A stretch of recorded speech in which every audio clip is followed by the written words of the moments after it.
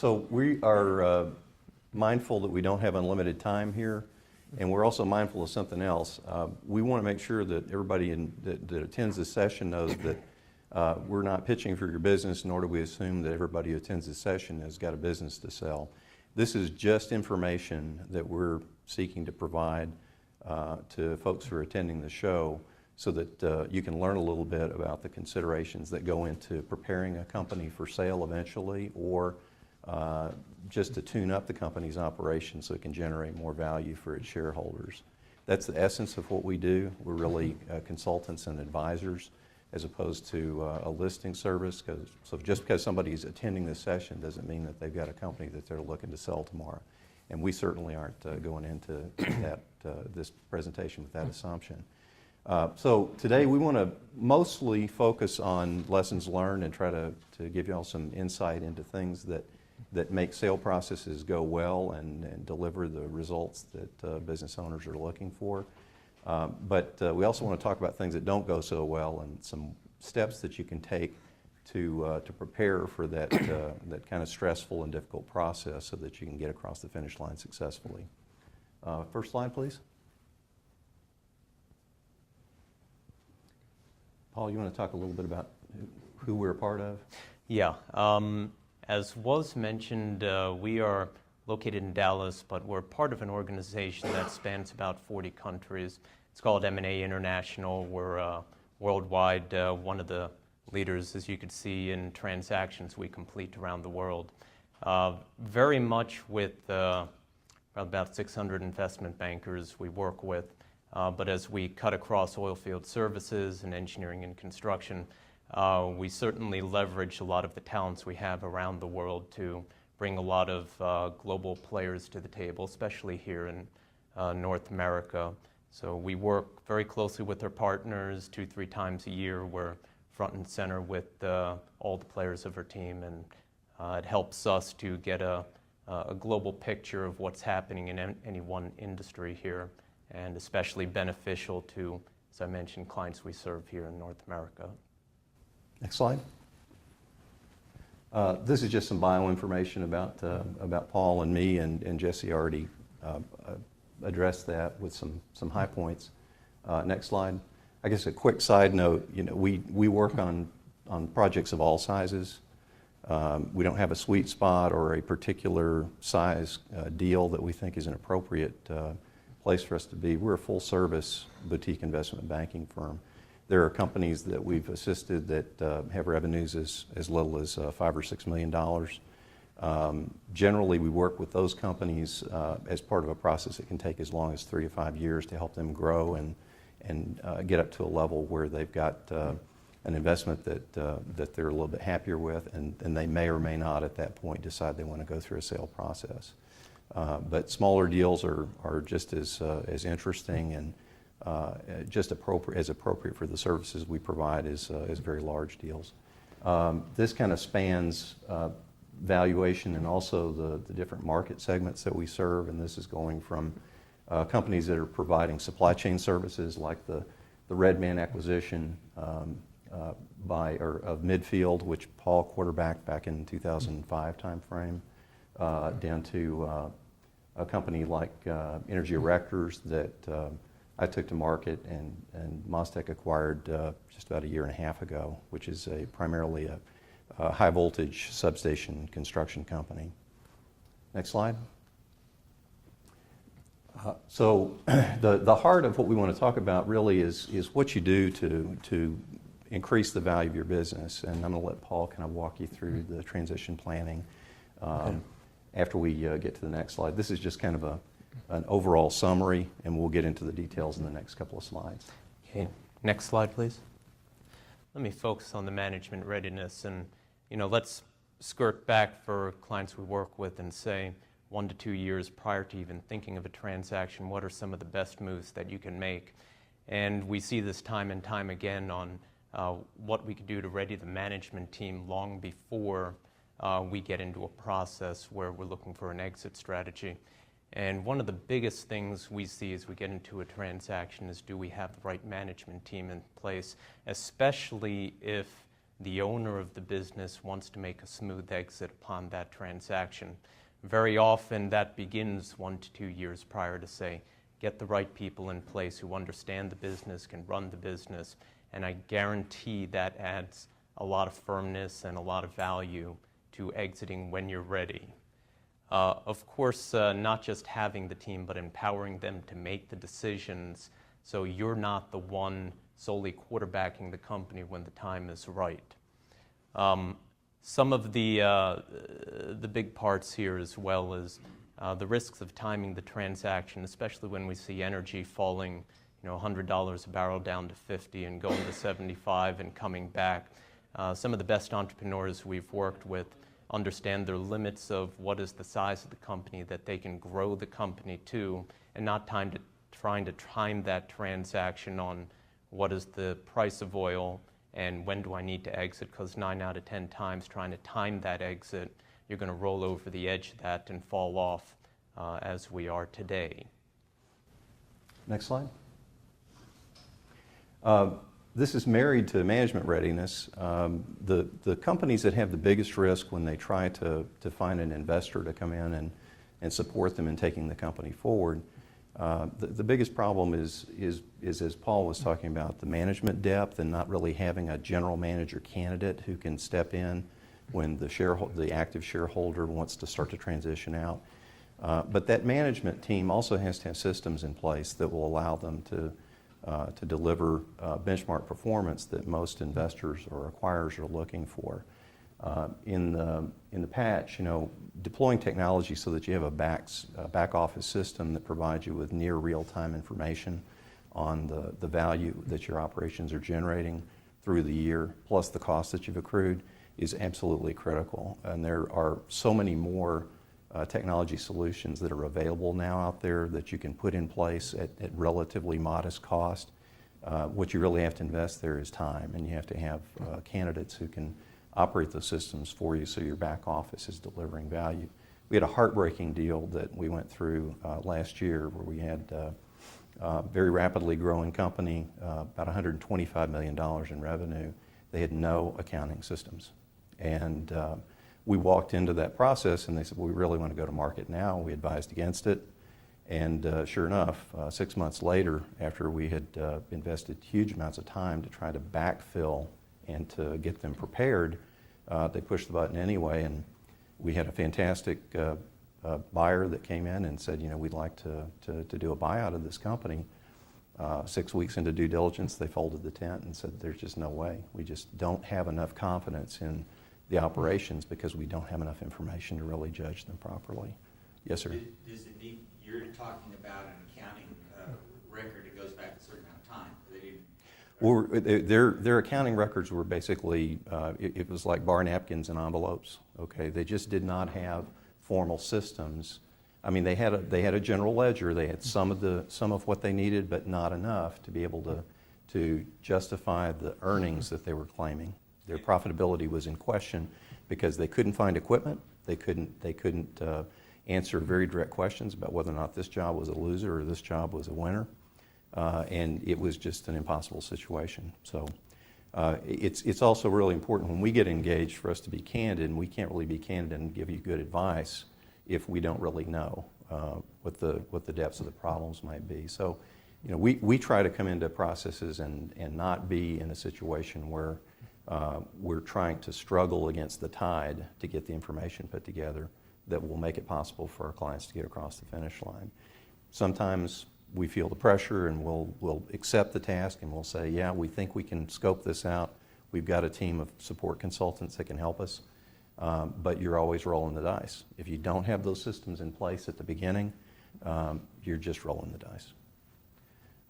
So another key thing I want to pick out of this slide, and I want to emphasize again that y'all are going to get a copy of this if you want it, so we aren't going to try to beat all these points to death, but customer concentration is also one of the leading causes of crib death in transactions.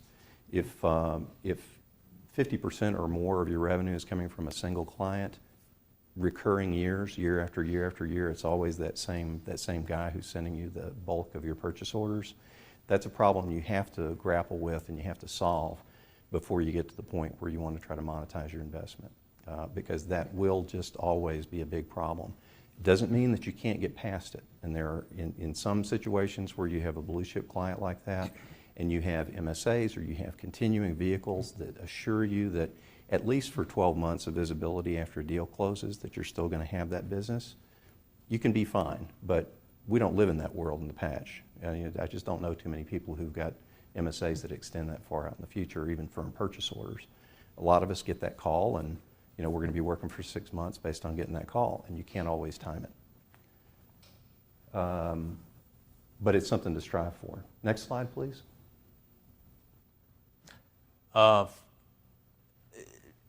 Exactly where Bryan was heading as well was, some of the biggest hiccups we can find is, what's the quality of the financial statements you have in place today?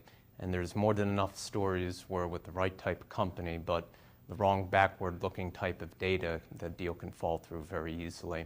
One of the biggest and best things you can do prior is making sure your records are audited, making sure you have credentials, you have the backstop of good record keeping in place, and that they won't be called into question when the time of a transaction comes.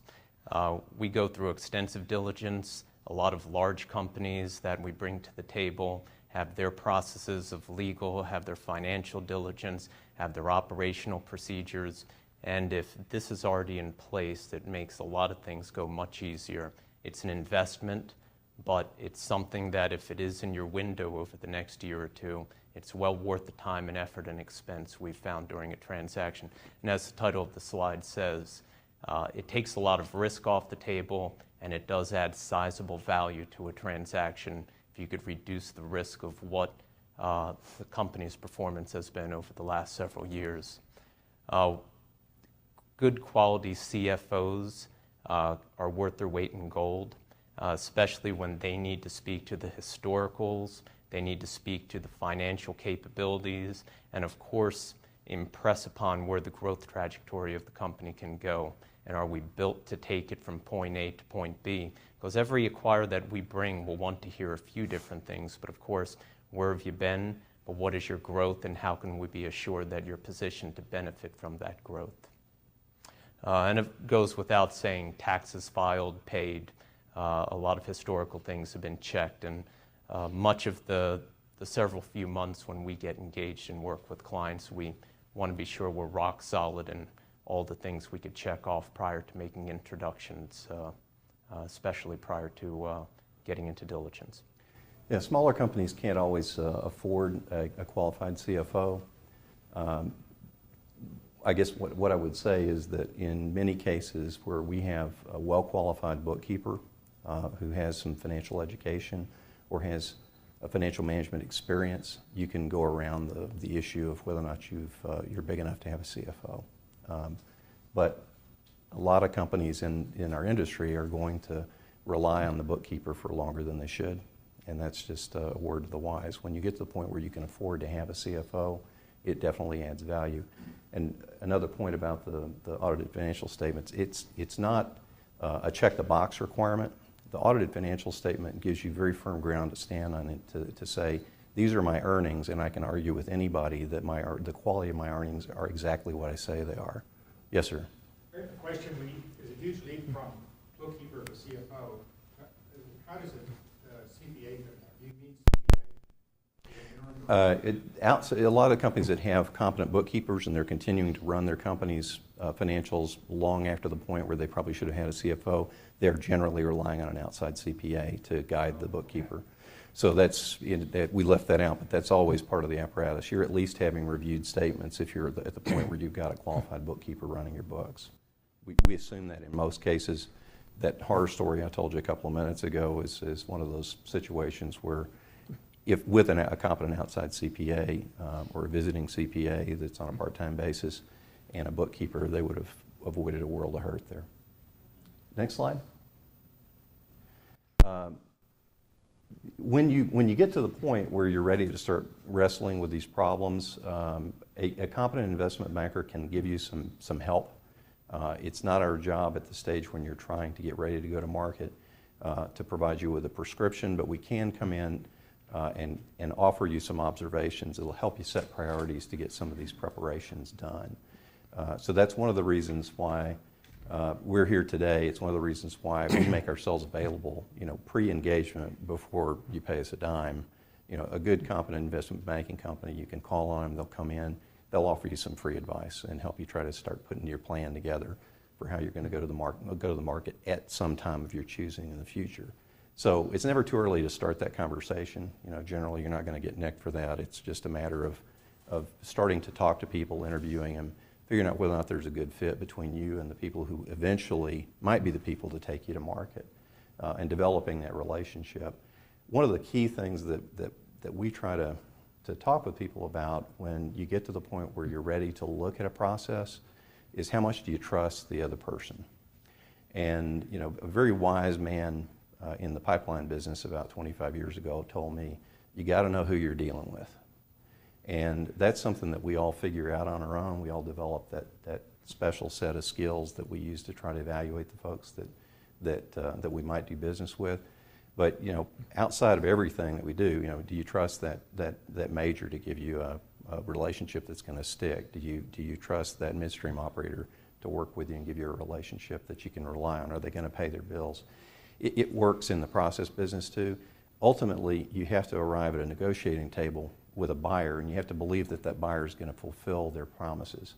And the paper that we all sign to be able to get those deals executed is important, and it gives you a great deal of protection.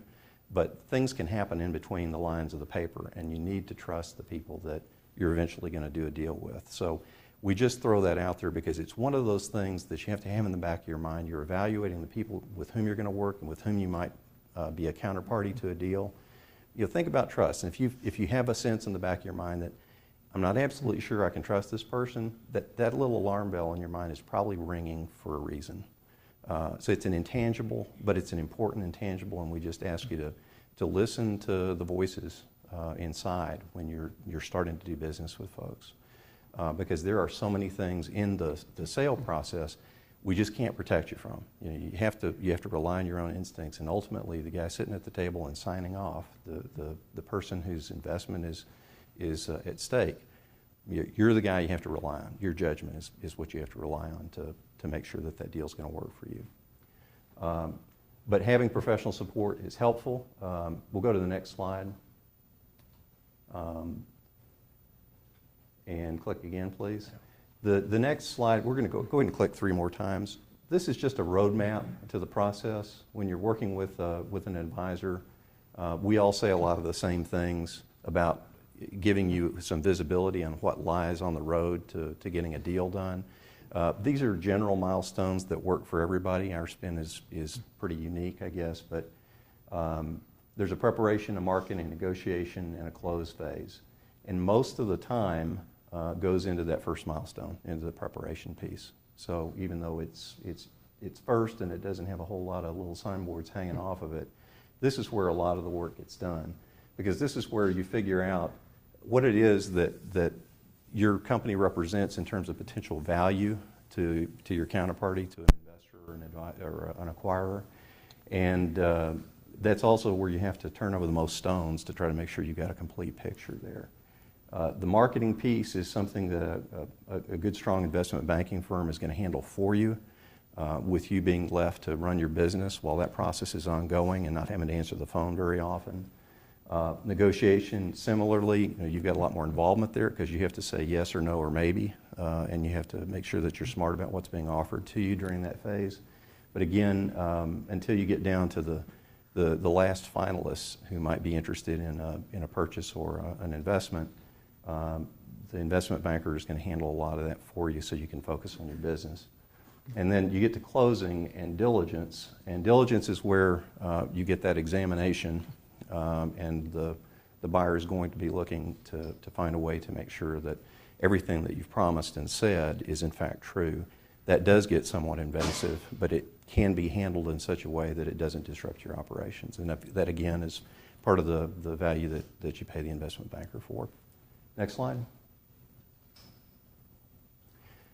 So This is just kind of a summary of some of the risks that you run during the investment process and some of the things that you can do to mitigate those risks. I'm going to let Paul run through these for you. All right, I'll take on the first. We bumped into management risk, and certainly all of these are based on real stories and real transactions and what have been setbacks and several. And there's ways we've had to overcome, but the title is absolutely true. These can really cost you millions at closing, and for many of the reasons we brought up, management risk. If we're during a transaction and it becomes very obvious that the entrepreneur owns all the client relationships, they don't have it vested through the organization, and each buyer and each acquirer looks at an organization differently, but certainly we need to proceed as if the owner is going to be part of the business, but there's sizable risk if the owner continues to have those relationships, but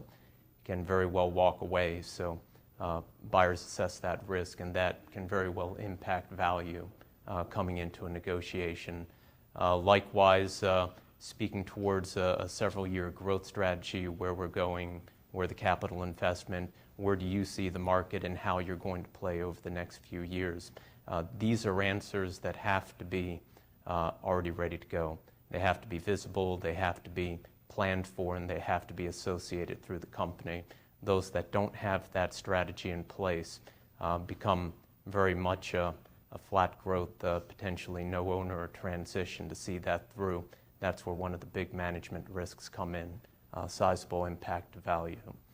Operational risk, we talked about. If by the time we get into analyzing the company, negotiating with good acquirers, if there's no competitive advantages, if there's no longer-term type stickiness to agreements, if there's no technology to back up the visibility we need to get through due diligence, pulling out customer orders, pulling out profitability by customer, pulling out very much day-to-day order points, that will have significant effect to how they look and perceive value of the organization.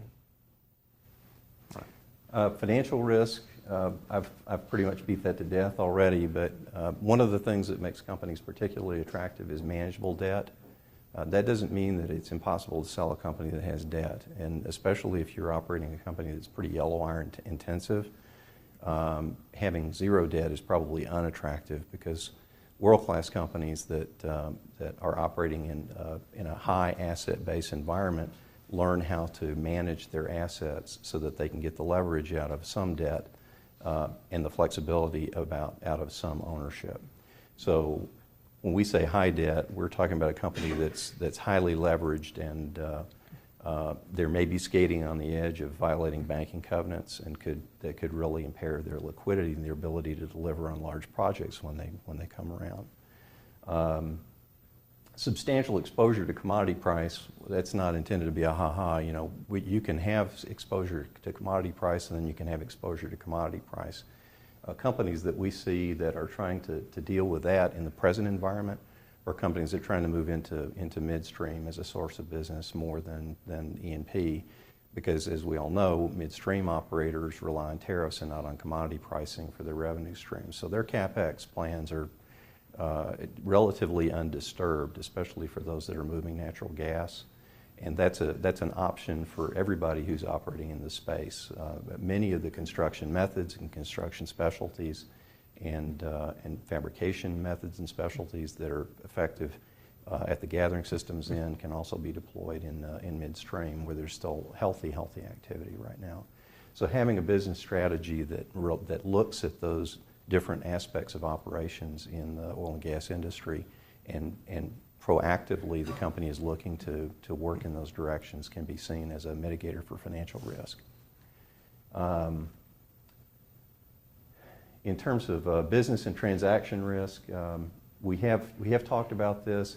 I want to mention one other thing, though, that kind of marries into items 2 and 4. If you have a modern company operating in the patch, then you probably are trying to at least put continuous improvement processes in place in your enterprises. The place to really invest heavily in continuous improvement is in your safety culture and in your QA culture. And if you're working on those 2 points every day, and that's a management meeting topic, every time you get together with management, with the people who are first, second, and third tier managers, including your field superintendent force, then you're going to be all right. You're going to be in a situation where you can answer the most probing questions coming from the potential investor or acquirer. So a healthy investment in your safety culture and your QA culture is going to pay huge dividends for you and will help you a lot with mitigating some of these risk factors, with most of these risk factors actually. Next slide.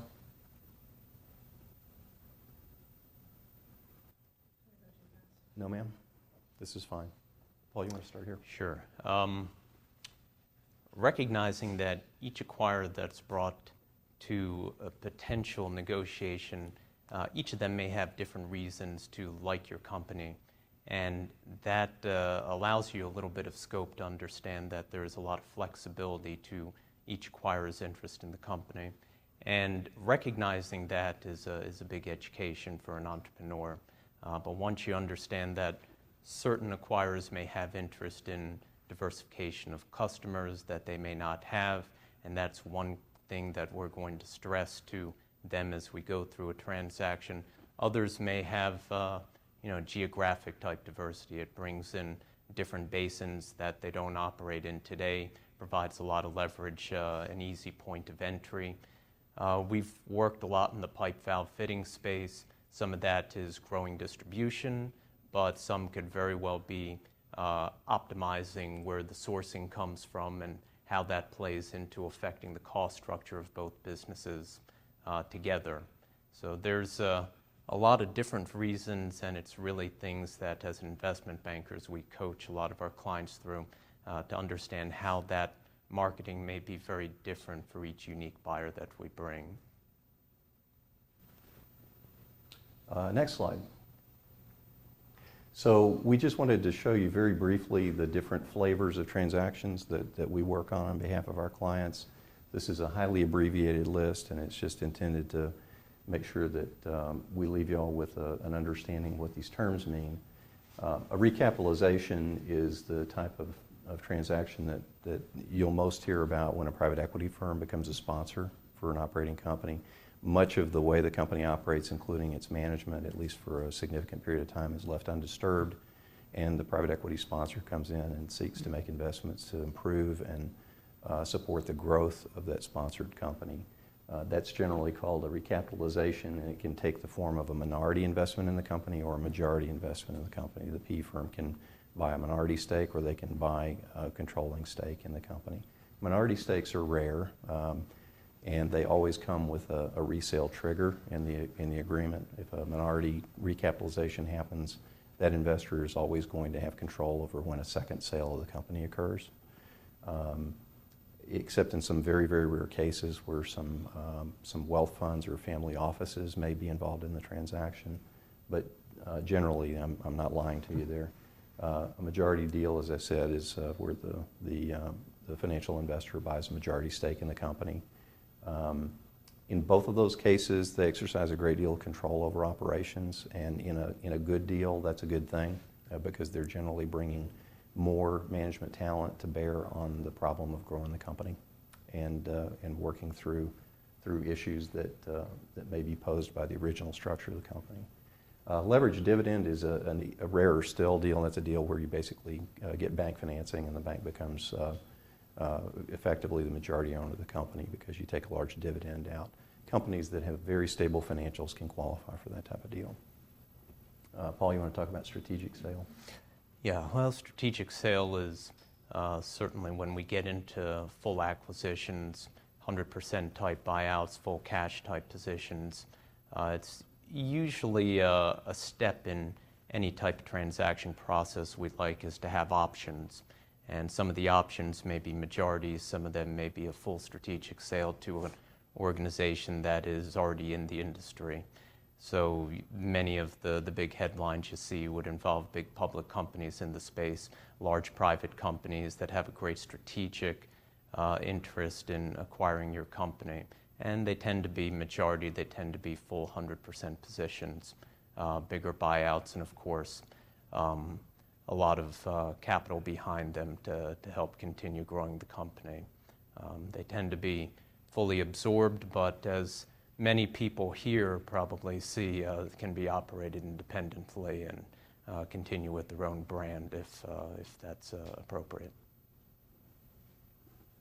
So in acquisition and merger activity, and this kind of overlaps with the previous two bullets, the motivations for an acquisition or merger generally are, as Paul had mentioned earlier, there's a desire for vertical integration, which can increase the value of both parties to the deal. There's diversification that, in the case of some strategic companies, for example, you've got companies like Wilbros who have become extremely focused on automated welding, right? And they have gone from kind of an all-embracing pipeliner sort of value proposition over the last 10 years to being very focused on trying to be the world leader in automated welding, and mostly focusing in the big inch environment. They're now completely reconsidering that, and they haven't come out of the woods yet in terms of their new strategic direction, but they know they've got to make a change, and what will probably happen is they'll start acquiring companies that will take them into other niches, so they're not as reliant on what they focused on so many of the resources on in recent years. Consolidation, and a consolidation also sometimes referred to as a roll-up. You'll have a deal sponsor, or you'll have a large company that sees an opportunity to create value for the companies being acquired by creating a much larger, heftier, more capable company that maybe covers more geography, that maybe covers the same geography, but more comprehensively. Sometimes they're looking for end-to-end services in areas like, let's say, environmental engineering through remediation. They'd like to cover that whole waterfront, and they want to buy companies that have the ability to offer services all through that value chain. Next slide. So that's the end of our formal presentation, and there are some additional slides behind this one that y'all can have access to if you want to get a copy of our presentation. But the slides that are on the other side of this are kind of shameless commercializing for our firm, and that's really not what we're here for today. But they do go into a little more depth about our credentials and our track record and some things that y'all might or might not find interesting. So we're not going to take your time with them now. Can we answer any questions for you? We've got a few minutes left. I heard an accountant once say, and I don't know how good the advice was, but he said, if you own or manage a company, during the time you own it, you don't want to show a lot of profit until you're ready to sell, and then you want to post a lot, you want to drive a lot to the bottom line. I don't know, could you speak to that idea? Is that a strategy to use? Well, I'm not sure that's a strategy to use. It's always a good idea to show a lot of bright blue sky when you're introducing yourself to potential investors or acquirers. So being able to say that we're making more money now than we have in the past is a really good message to send. I'm not sure minimizing profits is a good idea. Well, I was thinking of just reinvesting, just keep reinvesting until you get to that point you want to sell, and then you... Always a good strategy. Yeah. You could never go wrong doing that. But it's also important when you're approaching investors or potential acquirers to be able to show a record of profitability, consistent record of profitability. And the companies that we're able to do the best job for are companies that haven't lost money during the period that we're reporting in the documents that we prepare and provide to a potential investor or acquirer. If you've had up and down years, but you haven't lost any money, that's fine. As long as you do a regression analysis on the last few years and there's an upward slope, even if it's not a sharp upward slope, you can tell a very convincing story about value to a potential buyer. Yes, sir. What's a healthy amount of debt for a small business? A healthy amount of debt? There's no answer to that question. It's going to vary with the circumstances of the company. You don't want to be so highly leveraged that you're relying on the bank to fund your operations, though. Once you reach a point where the cash that you're throwing off is funding most of your obligations, possibly with the exception of distributions you're paying yourself at the end of each year, at the end of each quarter, you're probably close to that point where you want to be. Is debt the same as credit? I mean, if you've got lines of credit that are not being used, is that considered debt on the company? Lines of credit that are not being used are just a positive. They are not counted in the leverage that you're considered to have. Does that make sense? And as I said before, ABL debt that's associated with operating leases, for example, for equipment, it's definitely considered differently than pure bank debt that you're using to fund operations. You still want to be careful with that. I mean, the best companies that are relying on debt to some extent to fund their equipment are companies that have the ability to make adjustments. Companies, for example, that look at the amount of hours they've got on their equipment, and when they get to a certain break point on the hours, they say, yep, this is the time I'm going to go take this one back to auction and buy new, because they're trying to manage their maintenance expenses as a separate bucket but related to their capital expenses. Does that make sense? So if you're at a point where you're seeing a surge of business, you may, for some period of time, have more on the operating lease side than you would want to have when business is kind of cycling down. And that's a sign of good management and is not seen as a negative. Any other questions? Yes, sir. When you're ready to start the marketing process for a client, is it a true marketing effort where you throw it out to the whole world, or do you already have an idea of certain companies that might be a good fit? That's a really good question. Fit is everything. Fit is what defines good deals. And a good investment banking firm will not have any kind of look to them of being a listing agent. No matter how sizable the deal is, there isn't a gigantic market for that company. So the trick is to do a lot of research during that very first phase that we talked about potential buyers and recent buyer behavior and recent investors and recent investor behavior, so that you can come up with really the smallest list of potential companies that you're going to approach as possible when you're ready to pull that trigger. There's another overarching consideration that goes to that, and that's protection of confidentiality. It's really our number one job when we're engaged in a process, but again, we're not trying to be commercial about this presentation, but that's the first thing that we look at with every single action step that we take when we're supporting an engaged client or a client who's pre-engagement, potential client.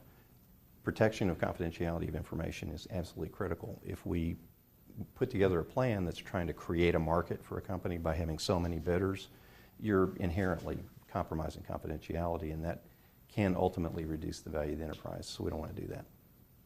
Is that a good answer? Yeah. And to add to that, there's always unique global players that make some sense to have at the table, but when you extend yourself to bringing in the right international parties, you want to be sure you have the right feet on the street there so they could protect that confidentiality in the local language. So at this point, Paul can take some more questions, but I have to go make a phone call on behalf of a client who's got something he needs to get resolved this morning. And I thank you all very much for your attention. It's been great talking with you today. And if you have further questions for us, we'll be here for the rest of the show. Thank you. Do you want to take some more questions before we? If there's any more, yes, Henry. Yeah. Can you please touch more on the point about the changing of the executive management that you mentioned at the beginning of the presentation? Okay. Because, I mean, these kinds of people, they are part of the company culture Yes. sometimes, and it's very hard just change them and remove them and bring others to the company. Oh, you're absolutely right. It is. It's actually very unique how different companies handle that, and it very much is a different type of acquirers look at talent differently. We've seen those that are looking for investment purpose to be majority players and to contribute capital to help in growth, but not wanting to take the ownership of bringing in new management, bringing in new leadership, but wanting to invest in the talent that's already there. That's certainly a much more hands-off approach when times are good. Certainly some of the big strategic transactions we've done, what has started in great partnerships and understanding that good acquisitions continue to grow. What we've found is talent stays. It's usually we find entrepreneurs getting a little bit antsy, wanting to jump ship very soon after. And for whether, we've seen a lot of entrepreneurs come in, come out, start up new companies, go out, start up new ones. So there's very much a pattern in the oil patch of recurring entrepreneurs wanting to not get absorbed for too long.